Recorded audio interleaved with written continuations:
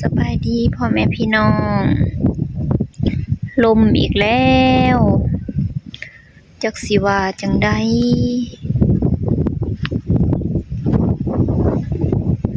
ลมอีกแล้วลมแท้ลมว่าลืมรีวิวให้เบิ่งตอนอันหลุดมาเนาะนี่ดอกคูณอุ้ยพูดโอ้ย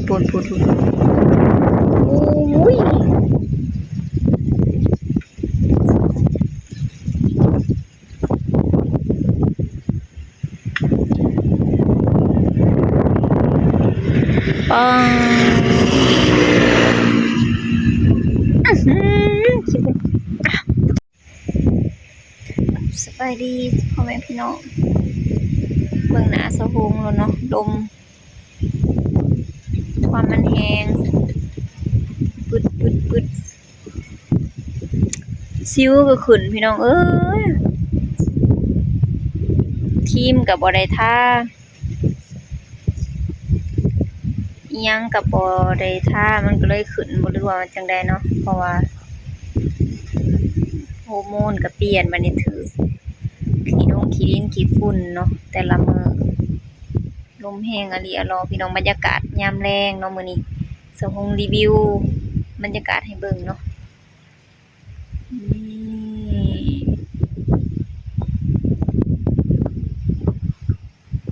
อยู่บ้านนอกคอกนาก็สิเป็นแบบนี้แหละโดอยู่ไส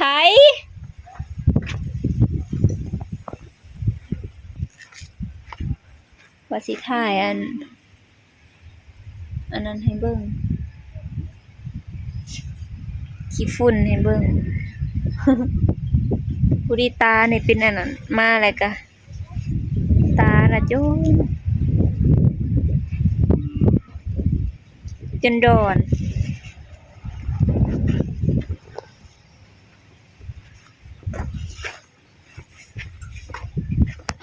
โอ้ในนี้ก็อันอุ้ยดำซื้อน่ะสาวเพิ่นซื้ออันขี้ดินเนาะมาถมตกลงมาถมแล้วก็เฮ็ดอันนี้นี่เพิ่นสิปลูกผักนี่เด้คูนขึ้นสูงเติบเนาะไอ้สันหอนเนาะมันนั่นแน่นั่นนี่ส่งไม่ส่งไอ้หายเอาที่ใส่นะให้อ้วนเป็นคนเบิ่งหดเขาเนาะพี่น้อง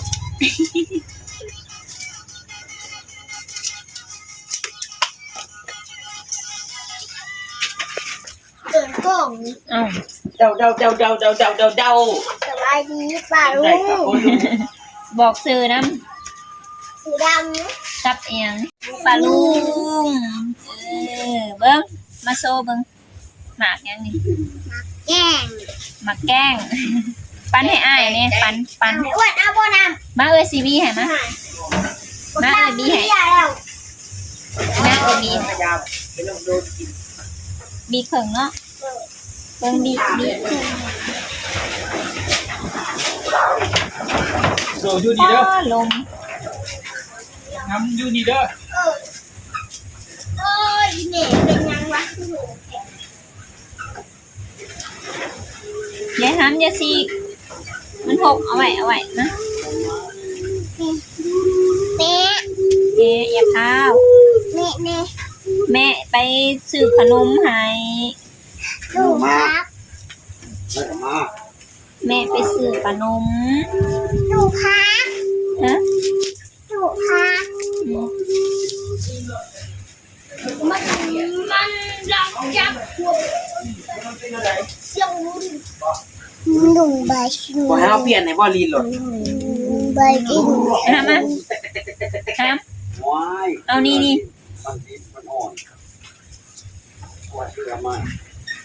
ซื้อใหม่กับบ่ซื้อลีนก็มาใส่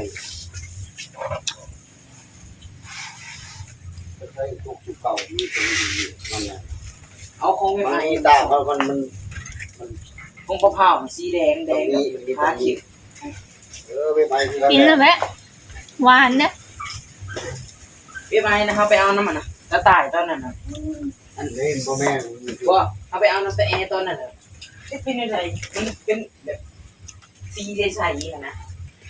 เอามาเปลี่ยนทีเดียวหนึ่งว่าเขาก็เลยเปลี่ยนออก ห่อนคือครับ แซ่บบ่ ถามแล้ว ไอ้ถือว่าถือต้อง85,000 บ่ได้เสียบาท ดำอย่าใกล้อ้าย ให้เขาเปลี่ยนให้ป่ะเอาเงินมามันขี่บงวนลีนกับน้ำยำมันเอาใครเลย มันก็เปลี่ยนทุกอ่ะเฮ้ยผม หำยังหู ของไอ้ไพ่เปลี่ยนทรงควันตองหมดเป็นพร้อมควัน โดเอานี่ ไปใส่มาพี่อย่าไป ลมแห้งๆอย่าไป พอเก็บไม้ด้วยลูกกระบอกขึ้นก่อนลูกกระเด็นมันขาดป่ะเขาใครด้วย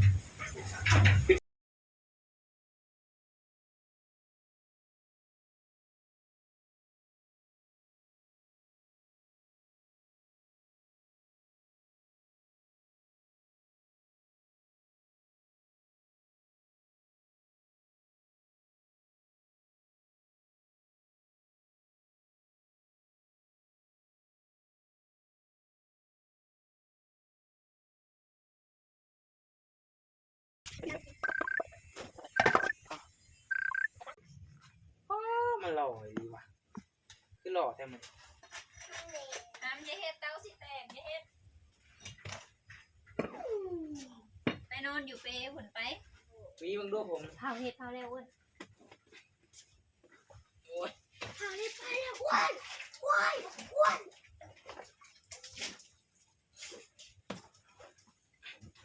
ดากละออไปห้องเมือง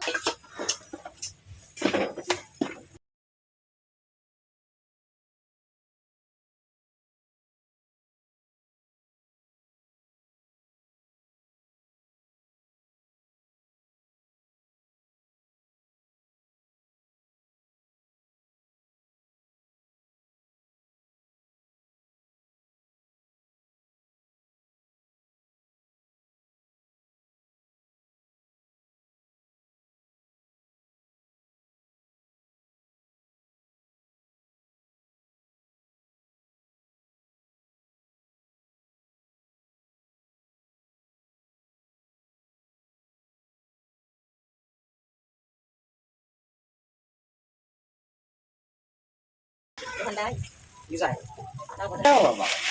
เฮ็ดอันนำข้าวปุ้นอีกแล้วพี่น้อง หน่อยค่ะ หลังจากที่บ่ได้เฮ็ดแต่ดนๆเนาะ ตรงราคา ก่อนยิน อันนี้ก็เป็นหมอนำข้าวปุ้นหมอมากไง ได้ในกระตีกันนะเอาเกิดตีเนาะ ต้มพริกใส่ อันนี้คั่วปลาอันนี้ก็ปลานิ่มเฮ็ดนำข้าวปุ้นนี่ เยอะลูกเยอะ แกงกระเทียมพี่น้อง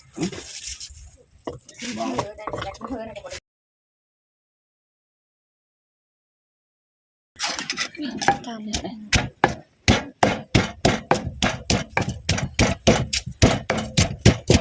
ถอกเลยบ่นี่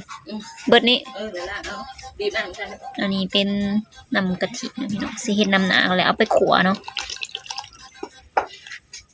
ถอกใส่เบิดเลยบ่มันบ่ลายบ่น้ำมัน ได้รถไปล่างเอา ใส่ไปเลย สูตรแบบเข้มข้นเนาะ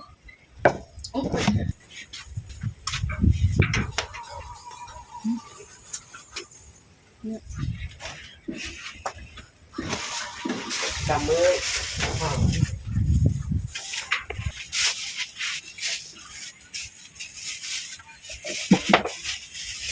อันนี้พักพี่น้องอันนี้สิเป็นโขกอันตำนำหนาข้าวปุ้นน้องเนึงนี่เนาะตำหมักพริกอันนี้สะวงก็สิมาแก้ปลาพี่น้องไอ้ต้มปลาสุกแล้วปลานิล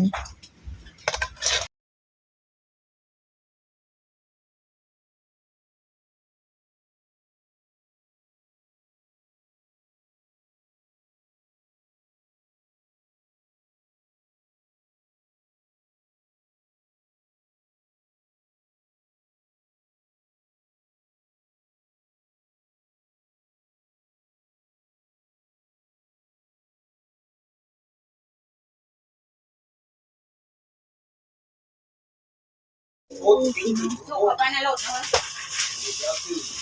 เป็นหมอเลยผู้โอ้ เนี่ยนี่หัวปลาปูนะวุ้น อันนี้เหงื่อมันปุ้งคนซอยก็จะแม่นงามอันนี้ถือ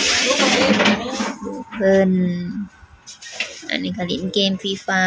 น้ำโทรหายจีนี่ แบ่งสรรปันส่วนเลย เฮ้ยมาเด้อ ว้าว มาเด้อพี่น้องกินกับปุ่นเด้อกินบ้างคือโบเป็นจัง อันนี้ก็ถ้วยบักใหญ่อันนี้ก็ เสียค่ะ เขา มาเด้อพี่น้องกินน้ำกันขึ้นมากินอยู่พี่ฮัม ไปกินในห้องนั่งอยู่พาที่ขาเลยไหม เอาถ้วยมานำ วันนี้อาจจะเป็นน้องแม่ชูไฟฉีดห้ามไปจังหวะ โอ้มันโอ่งแล้วปลานี่นะประตูหิเอ้ย กูจะยิน ซีวินพาดบอกเลย ที่ไหนค่ะ เอาตักสิเบิ่ง กินสิเบิ้ล ป้าอันนั้นคือถ้วยใหญ่ท่านั้นน่ะ25,000 กูทำบุหมักพักมันมีไหม เอาถั่วเลยใช่ ยุ่งยัง ยังพี่น้องเอ้ยกินแนวอื่นก็บ่แล้วเขามากินกับปุ้น เลยตักด้วย กินเป็น10โลป้าพวกเขาบอกว่า เนี่ยเอาไว้ให้หมูเหมือนเดิม เอามันฮ้อนมาไปใส่อันนั้นคือบ่ใส่ถ้วยจุกดี อีเมลใช่ มันกับมันนั้นเบิดแหละ กระโด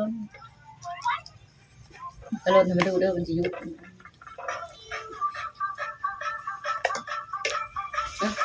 ผมหันบอล เอาลูกซีนให้มันมัก กับกันอะไรว่าตีไว้ได้ไหนลูกลูก มาพูหากัน ใช่ไหมได้ลูก พอมาเด้อ มาเด้อมากิน น้ำมันมีไหม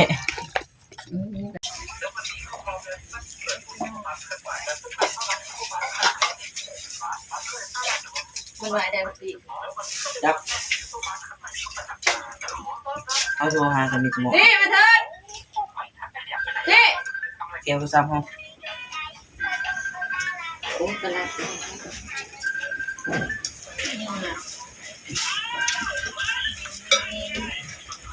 ยืดบอกเป็นมือเราบอกเอาอะไรมาถึงไปต่อ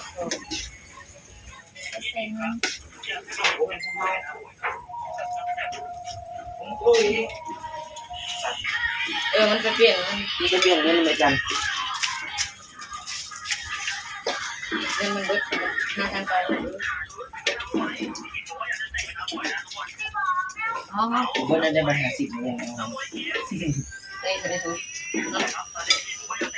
เป็นอย่างเนาะทำมาอาหารในเวท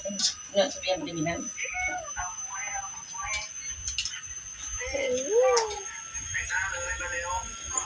แซ่บอันเช่นมันบ่ย่างพอตอนกลัวจะไปซื้อนี่มาที่หมูตรงกระดูก มาทำขบวนนี่มาใส่ เฮ้ยขอโทษป่ะมันโยนนั่งอ่ะต้องนั่งทำอะไรเนาะน้ำอะไรนะน้ำบ่ ว่าอาบเลยเล็กสี่มันหอมจัด นั่งมันคันเดินเหมือนกันโทรหาติดอะไร ระบบปั๊บมาหาเราก็แบบหลับไปสิ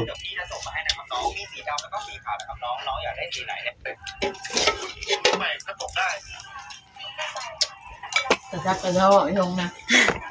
มันจะกินเบิร์ดเยอะ พักทางลุมนะใส่ลายไปซีเฮาลายมีแต่พัก สวนถูกไอ้ ในเบิ่งใส่ในเบิ่งว่าทางลุมมันน่ะมันเป็นยังไงจับเดียวก็เว้ากระบามาโพดน่ะมีแต่พักว่าเฮาตายใหญ่กว่าทองอีกเลยนี่นะมานี่นะบ่ได้ผ่า เบิร์ดแล้ว น้ำมาลูกซีบ่กินบ่มา มีแข่งกับพ่อ กินแข่งกับเฮาบ่ โอ้ตัวละสิเบิดเลย แข่งบอกกันมา มาดูพี่น้อง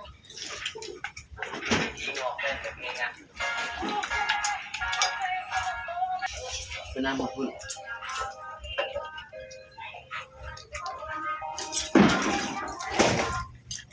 ข้าวบดแซ่บ